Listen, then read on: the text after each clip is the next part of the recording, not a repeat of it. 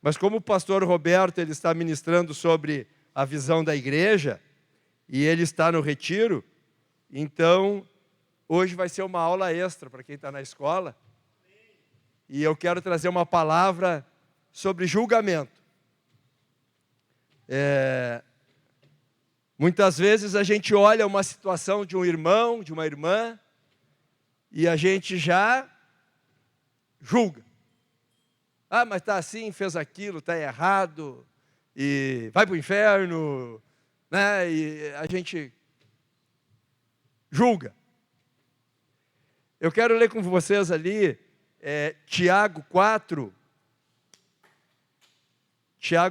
11 e 12.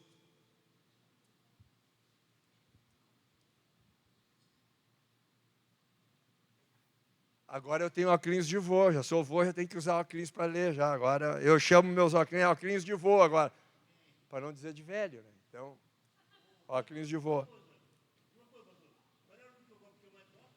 Hã? Isaías. Pastor Eloy é o pastor de Isaías.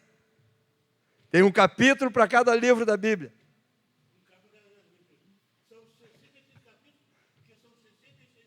Amém.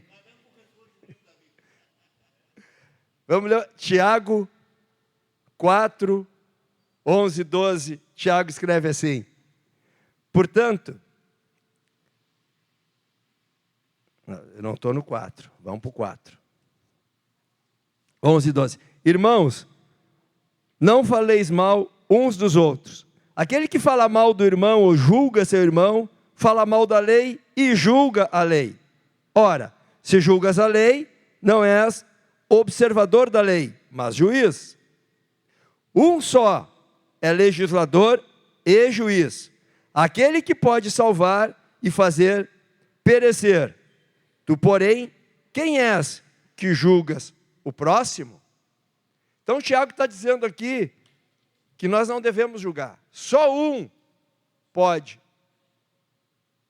julgar, legislar e julgar, porque é ele que pode nos fazer perecer. Então, quando a gente julga, quando a gente fala do irmão, julgando o irmão, nós estamos tomando o lugar de Deus. Nós estamos julgando. E quem vai julgar é Deus. Eu quero trazer aqui algumas histórias de alguns personagens bíblicos que hoje para nós está fácil. A gente já está tudo escrito, tudo pronto, né? Mas eu quero trazer isso para vocês, para que vocês ouçam como se estivessem vivendo a situação, né?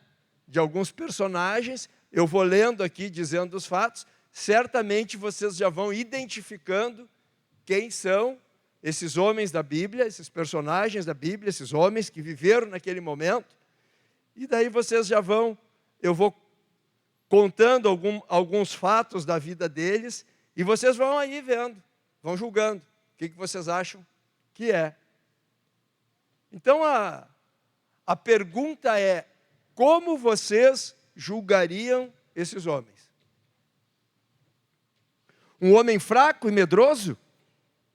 Porque sacrificava a Deus em prol dos seus filhos, pois pensava que se eles tivessem cometido pecados, já estariam sendo perdoados. E esse homem, ele perdeu tudo, ficou doente. Ele tinha pecado? Não confessava os seus pecados, porque era orgulhoso? Esse é um personagem bíblico. Tem um outro personagem, um homem de guerra, queria matar todos os homens e meninos que estavam em casa de um fazendeiro, o Nabal. Por que ele queria fazer isso? Porque o fazendeiro não quis dar alimento, não quis dar provisão para eles e para os homens deles que estavam no campo. Então ele já se irou, vou lá e vou matar tudo que é do sexo masculino. Esse mesmo homem foi um traidor, se juntou com seus inimigos, os inimigos do seu país, os filisteus, foi lá e foi para o exército dos filisteus. E este mesmo homem é um adúltero e assassino. além de tomar a mulher de um dos seus guerreiros, arquitetou a morte dele quando soube que a mulher estava grávida. E esse homem, além de tudo isto, foi um pai ausente. Olha que confusão que era essa família. Um dos filhos estuprou a meia-irmã. O outro filho matou o irmão que estuprou a irmã. Esse mesmo filho que foi assassino, ele fez uma rebelião contra o pai e tentou roubar o trono. Olha que bagunça que era essa família. Um outro filho diz a palavra que ele nunca foi contrariado. Esse pai fazia todas as vontades desse menino. Nunca contrariou. Em consequência disto, ele se achava, esse filho. E tentou usurpar o trono que o pai estava preparando para o outro filho. Em consequência disso, esse filho que assumiu o trono, que foi escolhido por esse pai, mandou matar o irmão, porque estava causando problema. Queria ter roubado o trono antes, depois queria casar com uma outra mulher lá que ele escolheu. Um pai ausente, um traidor, queria matar todo mundo. O mesmo cara, esse aí é o mesmo cara, o mesmo homem, que tinha essa família bagunçada. E agora vamos para esses aqui são mais recentes, faz menos tempo. 2 irmãos foram atravessar, foram para uma cidade. A cidade não quis receber esses 2 irmãos junto com Jesus. E ele já, ô Senhor, se o Senhor quiser aí, eu oro e mando queimar toda essa cidade aqui. Vamos matar todo mundo, não nos receberam. Um outro cara também, que andava com esses aí, ele disse para Jesus assim, tu não precisa morrer não. Não faz isso, te preserva. E esse mesmo, depois de ter sido repreendido, e ele foi avisado, tu vai me negar. E ele jurou que não ia se afastar. Mesmo depois de ser avisado, ele negou Jesus 3 vezes, sabendo Jesus já tinha avisado ele. Esse mesmo cara, depois de ele ter vivido com Jesus, ele ter visto milagres, ele viu até a ressurreição de Jesus, ele sabe de uma coisa? Larguei, vou abandonar tudo e vou pescar. Vão julgando aí, como é que são as vidas desses caras. Julgaram, fizeram os julgamentos. São tudo personagem bíblico. Como é que a gente reagiria quando está vendo essas histórias assim? Tu não vai servir para nada. Tudo que Jesus fez, tu viu, tu presenciou, tu abandonou tudo, tu não quer saber de nada. Vai caminhar. Não sei se vocês reconheceram, a primeira história é de Jó. Já leram Jó? Conhece a história de Jó? Parecia ser um homem fraco, tinha medo que seus filhos pecassem. Em Jó 1, 6 e 8, vamos ler o que é esse cara aqui. Num dia, Jó 1, versículo 6.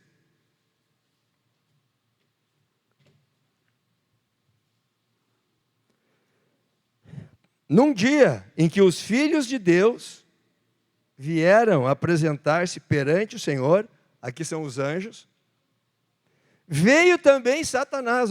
Satanás foi na presença de Deus, gente. Veio também Satanás. Então perguntou o Senhor a Satanás, de onde tu vem? Da onde tu vens? E Satanás respondeu ao Senhor e disse, de rodear a terra e passear por ela. E perguntou ainda o Senhor a Satanás, observaste o meu servo Jó?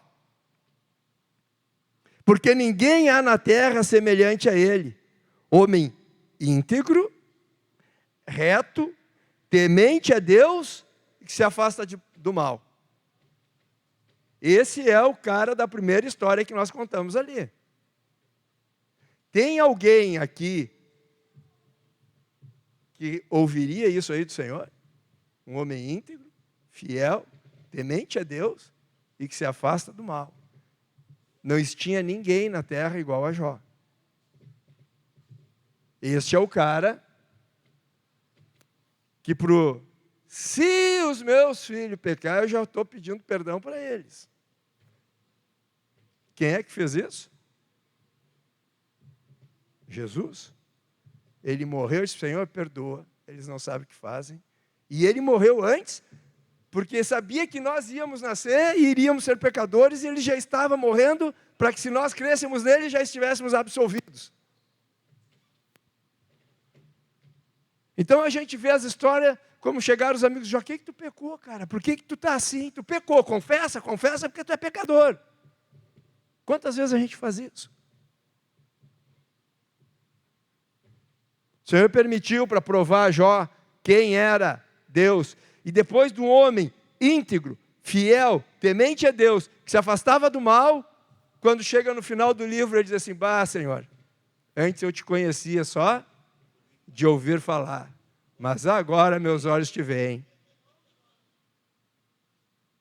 Ele era íntegro, fiel, temente a Deus, se afastava do mal, e ele diz: mas eu te conhecia só de ouvir falar. Quer dizer, ele não tinha tido uma experiência com Deus como ele teve depois. Ficou humilhado. O segundo homem é Davi. O rei Davi, o grande rei Davi. Teve todos esses acontecimentos e alguns outros ainda. Agora, quem era o rei Davi? 1 Samuel 16, de 1 a 13, eu não vou ler porque é meio extenso, vocês leem depois. Ali fala que Deus escolheu Davi, rejeitou Saul e manda o profeta Samuel na casa de Jessé ungir o filho de Jessé, que ele iria mostrar quem era. Chegou lá, Jessé apresentou todos os filhos, tudo do exército de Saul, tudo grandão, forte. E Samuel já se encantou com aquele ali. Quando chegou para ungir, Deus: não é esse. E tentou os quatro, né, pastor? E não era nenhum deles. Tu não tem mais nenhum filho aí, porque esses aí que eu pensei, Deus disse que era para eu vir aqui. Ah, tem um menino que está lá cuidando das ovelhas. Então tu manda chamar, porque eu não vou sair daqui sem ele chegar. Quando o Davi chegou, Deus disse: é esse. Os homens olham a aparência, mas eu olho o coração. Davi foi escolhido por Deus para ser rei de Israel, um tempo depois que ele vai assumir o reinado. Em Salmo 89, 20, foi escrito por Etã. A gente pensa que todos os salmos foram escritos por Davi, né? Mas nem todos, a maioria. Esse foi escrito por Etã. Se fosse por Davi, ele estaria se gloriando, mas foi escrito por Etã. Em 89, 20, Etã escreve assim, Deus falando: encontrei Davi, meu servo, com meu santo óleo e o ungi. Encontrei Davi, meu servo, com meu santo óleo, ungi. Então ele é o servo do Senhor, que tem o coração dele, é segundo o coração de Deus. Esse Davi, ele depois, Deus manda o profeta Natã confrontar. Tinha aquele monte de pecado, mas o mais grave foi o pecado de adultério e de assassinato. E ele sendo rei, vai o profeta, fico imaginando o profeta. Imagina vocês, vai lá e confronta lá o rei, que podia mandar matar. Aí o profeta vai confrontar Davi.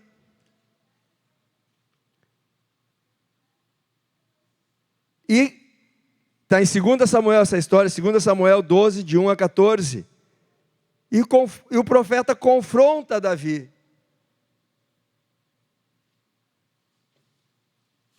Vamos dar uma olhadinha nesse texto aí.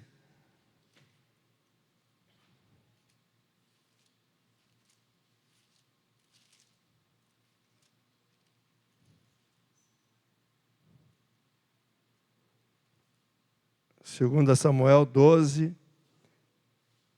de 1 a 14.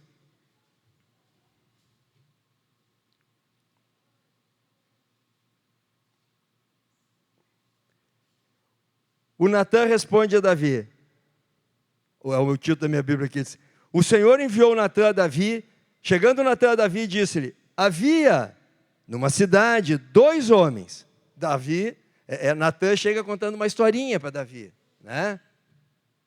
2 homens, um rico e outro pobre.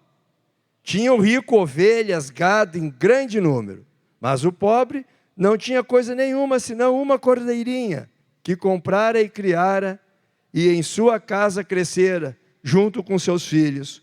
Comia do seu bocado e do seu copo bebia. Dormia aos seus braços e tinha como filha. Vindo um viajante, o homem rico, não quis este tomar das suas ovelhas e do gado para dar de comer ao viajante, que viera a ele. Mas tomou cordeirinha do homem pobre e a preparou para o homem que lhe havia chegado. Então, com furor, Davi é o homem, né, de guerra. A gente viu aqui que ele queria matar todo mundo. Olha o que ele faz.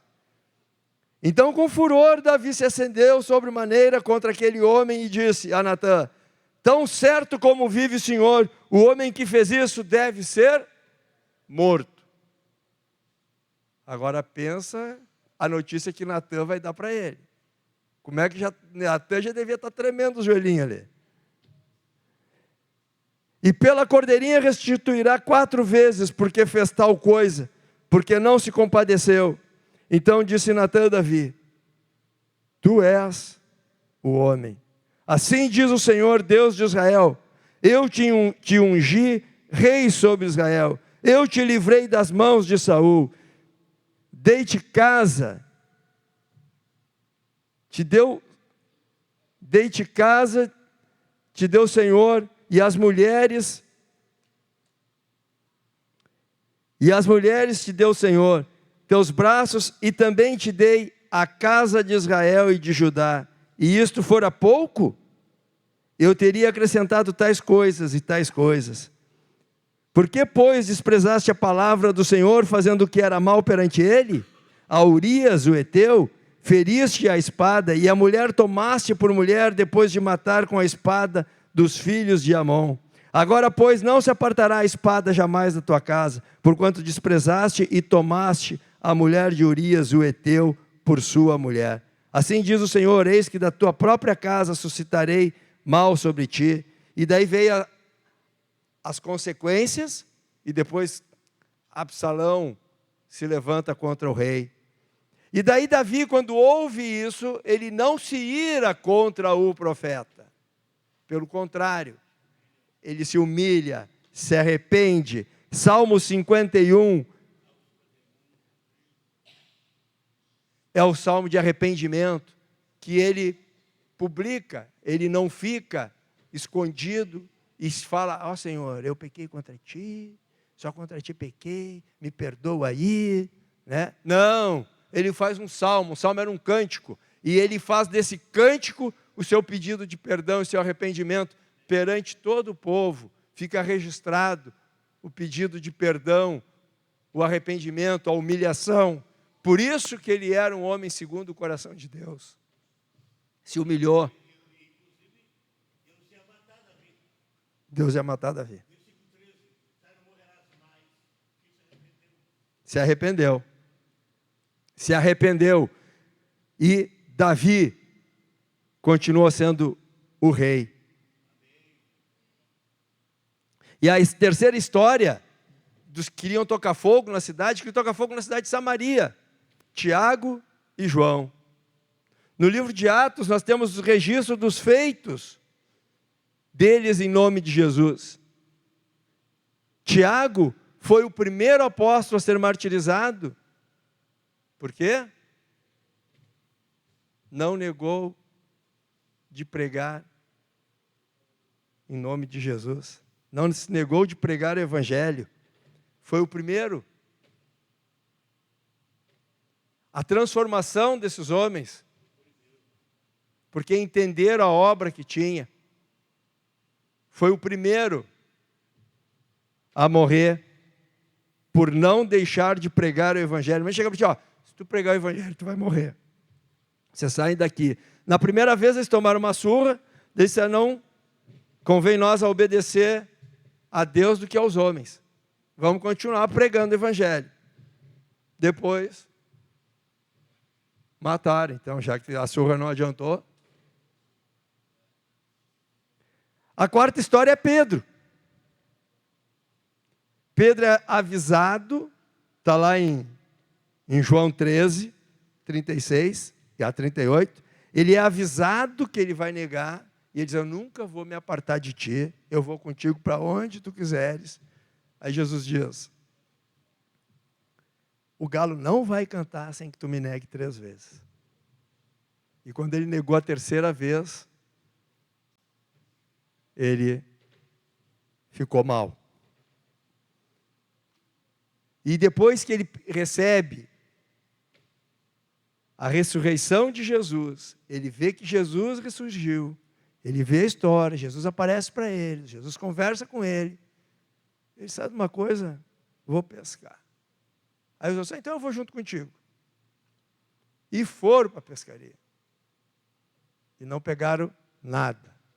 Aí eles olham, depois vocês leem a história, está lá em João. Depois eles olham e Jesus está lá. Eles olham um homem assando, foguinho pronto. Tem peixe aí? Não. Então, toca a rede lá que vai pegar peixe. Aí eles pescam, Jesus come peixe e pão com eles, e Jesus chama Pedro. Pedro, vamos dar uma caminhadinha aqui. Tu me ama, Pedro? Eu te amo, mestre. Tu me ama, Pedro? Eu te amo, mestre. No português, é tudo amor, mas no grego é diferente as palavras ali. Então, vamos dizer assim, que Jesus está perguntando para ele hoje, ô Pedro, tu me ama? E Pedro responde, eu gosto de ti. A gente sabe que gostar e amar, lá no nosso idioma tem diferença. Então lá, no grego ele está escrito mais ou menos assim. E Jesus diz para ele, tu gosta de mim, Pedro? Tu me ama, Pedro? E Pedro diz, eu gosto de ti. Tu me ama, Pedro? Sabe que eu gosto de ti. Pedro, tu me ama? Ah, mestre, tu sabe todas as coisas, tu sabe que eu só amar assim, esse amor ágape. Não, eu tenho um amor assim, fratelo, eu amo. Aí Jesus para ele, vai e apacenta minhas ovelhas, cuida dos teus irmãos. E Pedro aprendeu a amar Jesus, trabalhando na obra, aprendeu a ter o amor ágape, o amor que independe de qualquer coisa, de qualquer situação. É o amor que Paulo fala lá em 1 Coríntios 13. Pedro aprendeu isso. Morreu por Jesus, crucificado. Ele disse, não, igual o mestre, não, então me crucifica. Isso está na história da igreja, tá? Não está, vocês vão ler, mas isso aí o pastor falou, não está na Bíblia. Está na história da igreja. Morreu crucificado, de cabeça para baixo. Então esses são os homens. E a gente olha a história antes e já ia julgar. Com o nosso pensamento de hoje, né? A gente julga tudo. Já ia julgar esses aí não dão para nada. Olha só que turma que Jesus pegou, gente. Pensa naqueles 12. Era um contra o outro, né? Tinha pescador, tinha cobrador de impostos que cobrava dos pescadores. Aí depois quando eles olham assim, esse cara está junto com a gente aqui, meu. Ontem estava aqui querendo pegar todos meus pila. Aí aparece um lá que não acreditava em nada. Não, se eu não botar meu dedo ali. Outro que queria puxar a espada, matar todo mundo. Quando chegou na hora do bem bom, fugiu. Essa era a turma. Outro que estava lá, botando a mão na bolsa, vendo onde é que entrava o dinheirinho. Depois traiu pelas moedas. Essa era a turma de Jesus, gente. E Jesus transformou todos. Assim como nos transforma de pecadores em adoradores. É isso que ele busca. Aqueles que o adorem em espírito e em verdade. E quanto a julgamento, Jesus diz lá em João 3,17. João 3,17. Portanto, Deus enviou seu Filho ao mundo, não para que julgasse o mundo, mas para que salvasse o mundo, para que o mundo fosse salvo por ele. Então, quando Jesus vem, porque Jesus não tinha, naquele momento, a função de julgar. Ele veio para salvar. Ele confrontava. Vocês estão em pecados. Ele falava com os fariseus, hipócritas. Vocês fazem isso, mas não fazem aquilo. Vocês dão os dízimos de tudo, mas não cuidam das viúvas e dos órfãos. Ele confrontava o pecado, mas ele veio para salvar aqueles que se arrependeram. Esses 12 que eu contei, tudo com umas histórias estranhas. Ele veio, confrontou o pecado para salvar aqueles que precisavam, assim como nós, da salvação. Ele veio para isso. Ele não veio para julgar, ele veio para salvar. E o salvar, ele precisa confrontar o pecado para que a pessoa se arrependa e aceite ele como Senhor da sua vida. Então a gente chega todo errado. E estamos em construção ainda. A cada dia o Espírito toca no nosso coração para que nós possamos nos arrepender. E às vezes ele usa um irmão, uma irmã, não para julgar. Mano, isso aí que tu fez não é legal. Isso aí que tu está fazendo, meu velho, não vai de acordo com o que o Senhor ensina. Está no momento de se arrepender. Isso nós somos boca de Deus. Essa é a missão da igreja. Em João 12:47...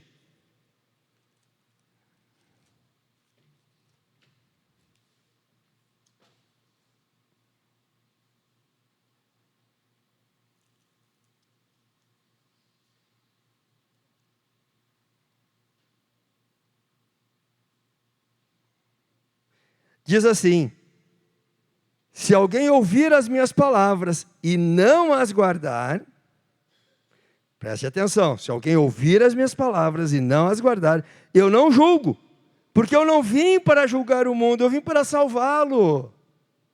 Então assim, ele não veio naquele momento para julgar, ele veio para salvar. Então ele pregou a palavra e os caras não obedeceram.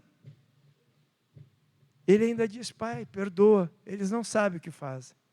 Eu preguei, eu anunciei, eu mostrei as boas novas, eu mostrei os milagres. E eles não entenderam. Perdoa, eles não sabem o que fazem. Eles não entenderam nada.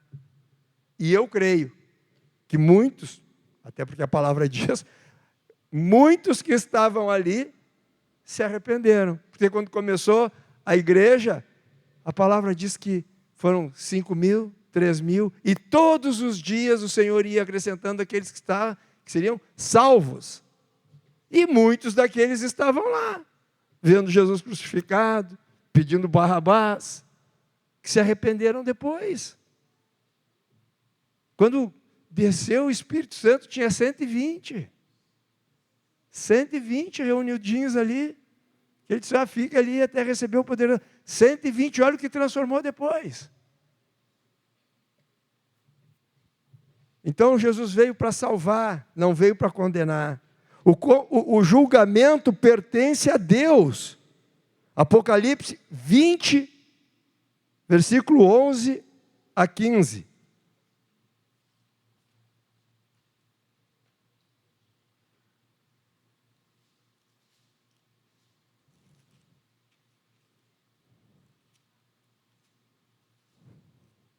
Acharam aí?